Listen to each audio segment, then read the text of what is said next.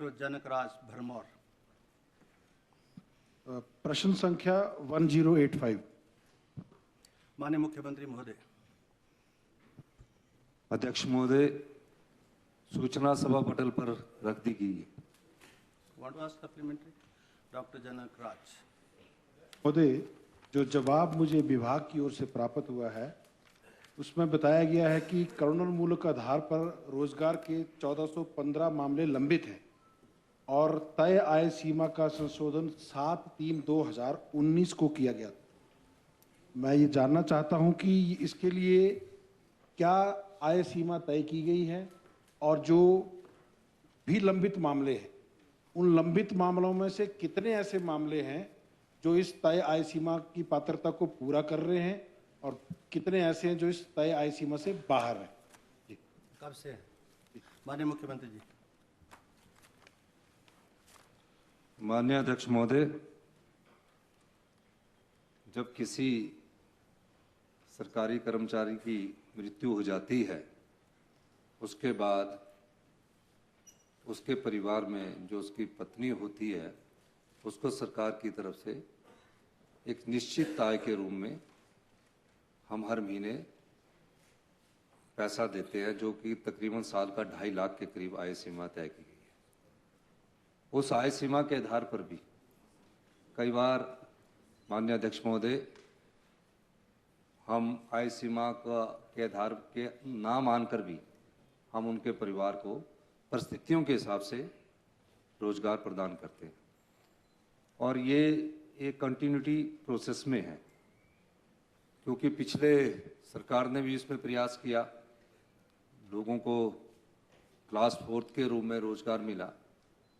कई परिवार में लोग बड़े पढ़े लिखे होते हैं, उसमें क्लास 4 में वो रोजगार प्राप्त नहीं लेना चाहते हैं। हमारी सरकार इस पर गंभीरता से विचार कर रही है और हमारी सरकार ने माननीय रोहित ठाकुर जी के नेतृत्व में एक कैबिनेट सब कमेटी बनाई है। हमारा मानना है करुणामूलक जो शब्द है उसमें कैसे सुधार करके आगे बढ़ा जाए और इस दृष्टि से ये कैबिनेट सब कमेटी का गठन किया गया है, क्योंकि आए दिन ही सभी करुणामूलक के परिवार के लोग हमारे बीच में आते रहते हैं और अपनी आय के अपने बारे में रोजगार प्राप्त करने की बात करते रहते हैं। मेरा ये मानना है कि कैबिनेट सब कमेटी की जब हमें रिपोर्ट्स आएगी तो हम इसमें कुछ सुधार करके आगे बढ़ने की कोशिश करेंगे। माननीय डॉक्टर जनकराज। अध्यक्ष महोदय, करुणामूलक संघ पिछले कुछ दिन पहले 432 दिन का क्रमिक अनशन भी कर चुका है। मैं सरकार से आश्वासन चाहता हूं, इनकी जो तकलीफ है, देखिए जख्म आज व्यक्ति को हो रहा है, इलाज उसका हम 10 सालों के बाद करेंगे तो वो बहुत पीड़ा उनको होती है और वो अनेकों सदस्य ऐसे हैं परिवार के जो वर्षों से इंतजार कर रहे हैं कि हमें नौकरी मिले। तो मैं सरकार से आश्वासन चाहता हूं कि इस विषय पर प्रश्न पूछो ना, पहले कमेटी की रिपोर्ट कब आएगी? वही सर, कमेटी की रिपोर्ट कब तक आएगी और इनकी समस्या का समाधान कितनी तय सीमा के अंदर होगा? माननीय मुख्यमंत्री जी। माननीय अध्यक्ष महोदय, अब कब तक विपक्ष की भूमिका में नजर आएगी? आप तो निष्पक्ष होना चाहिए। नहीं, पर in the interest of state. माननीय सदस्य ने पूछा कि वर्षों से पीड़ा है। हमारी सरकार को बने अभी 20 महीने हुए। हमने उनके दर्द को भी समझा, पीड़ा को भी समझा और रोहित ठाकुर जी के नेतृत्व में कमेटी बनाई। उन्होंने अभी पहली बैठक की है।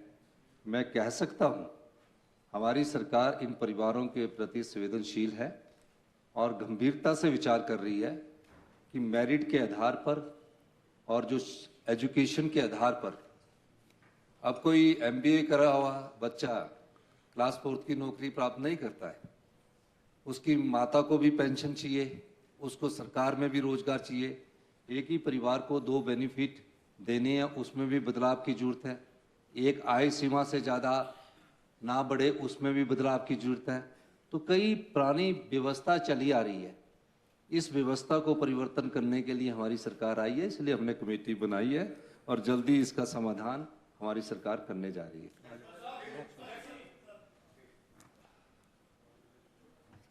अभी देखो नेता प्रतिपक्ष बोलेंगे तो सबका खत्म हो गया। मान्य श्री जयराम जी, ना अब ये बोल दिया बस इतना। माननीय अध्यक्ष महोदय, सप्लीमेंट्री के लिए माननीय सदस्यों को भी गुंजाइश दी नहीं, जाए। अब जब आप पर नजर मेरी आप पर है। जी अध्यक्ष महोदय, ये करुणामूलक आधार पर नौकरी देने का विषय, इसमें आज तक के इतिहास में अगर सबसे ज्यादा काम किया तो भारतीय जनता पार्टी की पूर्व सरकार है। नियमों में भी परिवर्तन किया, आयु सीमा में भी, आय की इसके लिए भी। पूर्व में तो ये चल रहा था कि 50 साल तक अगर कोई किसी की मृत्यु होती है नौकरी करते हुए तो उसको अधिकार था, वो पात्र होता था करुणामूलक के आधार पर। 50 साल के बाद अगर किसी की मृत्यु हो जाती है, उसकी पात्रता ही नहीं रखी थी, वो समाप्त कर दी थी। क्या आदमी के हाथ में है कि आदमी ने इस दुनिया में कब आना है, आदमी ने इस दुनिया से कब जाना है? प्रश्न इस तरह का एक बहुत अजीब से एक व्यवस्था थी, उसको हमने परिवर्तित। मैं माननीय मुख्यमंत्री से जानना चाहता हूं, आपकी सरकार को 20 महीने का वक्त बीत गया। ये वक्त थोड़ा नहीं होता, ये काफी होता है अगर सही मायने में। और 20 महीने सिर्फ काम को रोकने के सिवाय और काम बंद करने के सिवाय और कुछ नहीं। प्रश्न पूर्व की सरकार की मैं वही पूछना चाह रहा हूं, प्रश्न क्या आप हमको इस बारे में जानकारी उपलब्ध करा सकते हैं कि पूर्व की 5 साल की सरकार में हिमाचल प्रदेश में करुणामूलक आधार पर कितने बच्चों को, कितने लोगों को नौकरियां दी गई? एक तो ये मैं जानकारी जानना चाहता हूं। और दूसरी बात, ये जब किसी काम को नहीं करना होता तो कमेटी बना दी जाती है। आज तक के इतिहास का अनुभव, लंबा अनुभव हमारा इसी तरह से है। कमेटी की रिपोर्ट कब तक आएगी ये भी मैं जानना चाहता हूं, जिसका आप ने जिक्र नहीं किया। कहा जल्दी, जल्दी का मतलब होता है 5 साल तक जल्दी बोला जाता है। चलिए आगे तो इसलिए आप इस बात को भी स्पष्ट करें। और दूसरी बात, तीसरी बात अंतिम बात मैं पूछना चाह रहा हूं कि जब करुणामूलक आधार पर कोई नौकरी मांगता है तो उसकी गंभीरता को आपको समझना होगा। क्या आप इस बात को सुनिश्चित करेंगे कि करुणामूलक आधार पर जो व्यक्ति नौकरी मांगता है उसकी पात्रता को ध्यान में रखते हुए, पात्रता जिस चीज के लिए भी है, समयबद्ध, यानी कि कोई समय सीमा तय कर देगी कि भाई इस तारीख को इतने महीने के अंदर जो है, इस डेथ होने के बाद जो है उस परिवार के किसी सदस्य को नौकरी दे दी जाएगी, जो भी परिवार वाले ऑथराइज करते हैं। सिर्फ बीबी नहीं होती, जो आपने उत्तर दिया वो भी गलत है। ये गलत बोलने की आदत आपकी बहुत पुरानी हो गई है। चलिए 20 महीने हो गए। तो इसलिए क्यों बीबी को नहीं होता, उसमें बीबी भी पात्र है, लेकिन परिवार के सदस्य अगर किसी दूसरे बच्चे के लिए भी वो लिख करके सहमति देते हैं तो वो भी पात्र होता है। परिवार का कोई भी सदस्य होता है, जो बेटा बेटी कोई भी हो सकता है। चलिए, तो ये आप जानकारी देंगे कितने महीने के अंदर नौकरी देंगे आप, कितने समय के अंदर, कितने दिन या कितने महीने के अंदर देंगे? माननीय मुख्यमंत्री जी। पहले तो ये बताओ उन्होंने कितने को नहीं दी। हाँ, माननीय अध्यक्ष महोदय, माननीय प्रतिपक्ष जी ने जो, नेताजी ने जो पूछा है, ये सब चुनावों के अंतिम समय में किए गए कार्य है। और जो अंतिम समय में किए गए कार्य होते हैं वो ध्यानपूर्वक नहीं किए जाते, वो संवेदनशीलता से जुड़े नहीं होते, वो सिर्फ राजनीति से जुड़े होते हैं। इसीलिए इन्होंने पूछा कि हमारे समय में कितनी नौकरियां दी गई। मैं ये बताना चाहता हूँ कि कितनी नहीं दी गई। इनके समय में अभी तक 1435 नौकरियां नहीं दी गई। 14 ये आप माननीय अध्यक्ष महोदय, प्रतिपक्ष के नेताजी को बोलिए, सवाल पढ़िए। आप जब मुख्यमंत्री 1435 नौकरियां नहीं दी गई।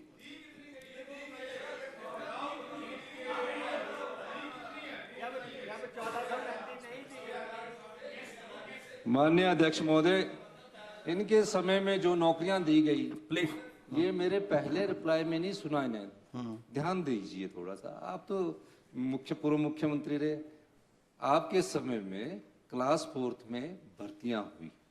किसमें हुई? और कई युवा साथी, कई परिवारों के बच्चे काफ़ी पढ़े लिखे थे, उनको रोजगार नहीं मिला। हमने एक वर्ष में, राजनीतिक नहीं है, संवेदनशीलता और उन परिवारों के प्रति हमारी गंभीरता के माध्यम से हमने एक साल में 180 लोगों को करुणामूलक आधार पर रोजगार दिया। और ये कह रहे हैं कि कमेटियां बनती रहती है। ये हिमाचल प्रदेश में कांग्रेस की सरकार है, ये कमेटियां बनाती है, उन पर अमल करती है और उसको लागू करती है। तो आज मैं आपको इस मंच के माध्यम से कहना चाहता हूं कि हमारे टेन्योर में करुणामूलक आधार पर जो रोजगार देने होंगे और जो हम नियम बनाएंगे, उसके आधार पर मैं कह सकता हूं कि ज़्यादा लंबी सूची नहीं रहेगी। और इस मंच के माध्यम से मैं आज ये भी कहना चाहता हूं कि जो युवा विधवाएं हमारी बेटियां या बहनें हो गई हैं, हम अगले 9 महीने के भीतर उन सबको करुणामूलक आधार पर रोजगार देंगे, क्योंकि ये हम आपको कहना चाहते हैं। धन्यवाद। माननीय सदस्य रणधीर शर्मा जी। रणधीर शर्मा। अध्यक्ष महोदय, बहुत ही महत्वपूर्ण प्रश्न है। इसमें जो मुख्यमंत्री जी ने जवाब दिया था आय सीमा को लेकर, आमतौर पर जब आय सीमा देखी जाती है तो जो कर्मचारी की मृत्यु के बाद उसकी पत्नी को, विधवा को पेंशन लगती है, उसको आय माना जाता है। और जब अगर वो जो कंपेंशनेट ग्राउंड पे करुणामूलक आधार पे नौकरी मिल जाती है तो वो पेंशन आधी रह जाती है। मेरा ये सुझाव है, मेरा ये आग्रह है कि वो पूरी की पूरी पेंशन को आय ना माना जाए। वैसे तो आय जो परिवार की उस पेंशन से पहले थी उसको मानना चाहिए, पर फिर भी अगर माननी है तो जो नौकरी के बाद आधी पेंशन रह जाएगी उसको आय माना जाए, ये मेरा सुझाव है। दूसरा अध्यक्ष महोदय, क्योंकि प्रश्न महत्वपूर्ण है, मैं माननीय मुख्यमंत्री से पूछना चाहूँगा, जो आपने कमेटी बनाई है, क्या वो कम से कम विधायकों से, जनप्रतिनिधियों से सुझाव लेगी ताकि इसका कोई सार्थक हल निकल सके?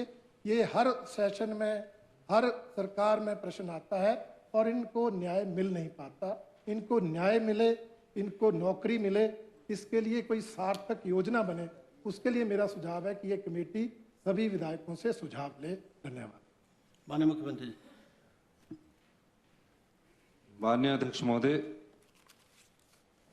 हम सभी प्रकार के सुझाव के लिए कमेटी से अनुरोध करेंगे कि अगर एक विपक्ष के लोगों से भी आपको राय लेनी है और कोई कमेटी का अगर सदस्य भी बनाना होगा, हम उसमें उसके लिए खुले मन से तैयार हैं।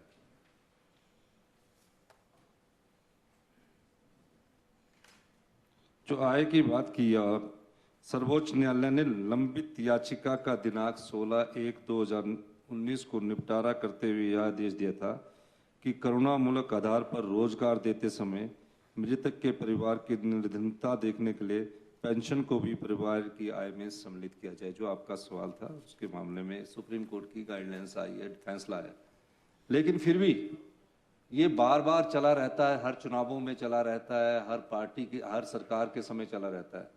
हमारी सरकार गंभीरता से इस पर विचार कर रही है, इसलिए इस कमेटी बनाई। ये प्रश्न से पहले सब कमेटी बनी है, प्रश्न के बाद नहीं बन रही है। ये प्रश्न से पहले बन रही है, कोई विधानसभा में एश्योरेंस दे के नहीं बन रही है।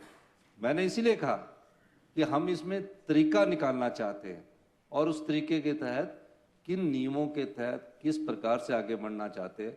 जो विधवा युवा होगी, उसमें हमने कहा है अगर वो रोजगार चाहेगी तो उसे पेंशन डबल बेनिफिट नहीं मिल सकता, तो उसको रोजगार के अवसर हम उसको प्रदान करने के लिए हमने जो भी मेरिट लिस्ट 9 महीने या 12 महीने या 1 साल के अंदर बनेगी, 1.5 साल के अंदर बनेगी, उसको करेंगे। पर हमारा विचार है कि कमेटी हमारे 6 महीने के अंदर सबसे बातचीत करने के अंदर उस रिपोर्ट्स को और आपके भी कुछ सदस्य डालने के बाद हम उसमें गंभीरता से विचार करें।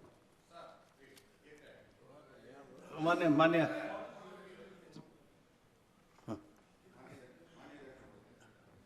मान्य श्री जयराम जी। माननीय अध्यक्ष महोदय, एक तो मैंने प्रश्न पूछा था कि कितनी नौकरियां पिछले 5 सालों में दी, जवाब नहीं आया। आपने जवाब नहीं दिया, हम ही दे देते। हिमाचल प्रदेश में कोरोना मूल के आधार पर नौकरियों के लिए जो पात्र लोग जो एप्लीकेशन की,